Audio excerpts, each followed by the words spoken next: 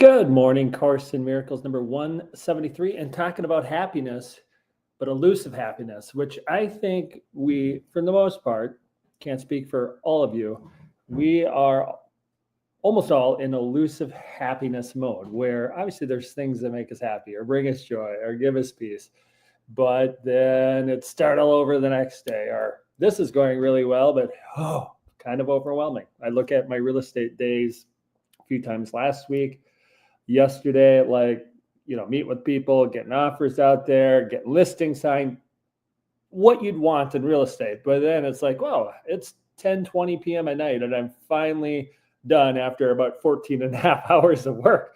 So anyway, so elusive happiness, more than just work related, more than just relationship related. It's actually just your decision related. So I'm going to read a little bit from Course in Miracles again. And it's basically, this whole section's talking about, is this what you want to see in life? Do you really want this? There's some questions, like it says, do I desire a world I rule instead of the one that rules me? That's a question. Do I desire a world where I'm powerful instead of helpless? That's another question. Do I desire a world in which I have no enemies and cannot sin? And do I want to see what I've denied because it is the truth? So first two questions are like, probably, yeah, I want the good part of those. And then the other question, do you want to see what you've denied? Because it's the truth, probably wouldn't want to face the question. So most of our doing is you don't want to see what you denied. You don't want to see that you denied the truth, because that'd be like, oh, that was dumb, or something like that. I don't know how you'd respond to it. And then the later question, is this what I would see? And do I want this? Okay, and then there's a lot of reading, but I'm going to go down to the section on happiness. And no one decides against happiness, but he may do so if he does not see he doesn't. And if he sees his happiness is ever changing, now this, now that, and now an elusive shadow attached to nothing, he does decide against it. So we're deciding against happiness if it's here and gone, here and gone, here and gone. Oh, that was good, that was bad. We've decided against it. And I'll get into it more, but basically we're deciding against truth from just doing the worldly thing. Elusive happiness, or happiness in changing form that shifts with time and place, is an illusion that has no meaning. Happiness must be constant because it is attained by giving up the wish for the inconstant. Joy cannot be perceived except through constant vision, and constant vision can be given only those who wish for constancy.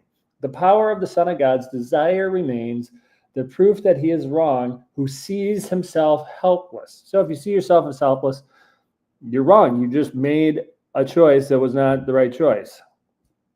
Desire what you want, and you will look on it and think it is real. No thought but has the power to release or kill, and none can leave the thinker's mind or leave him unaffected.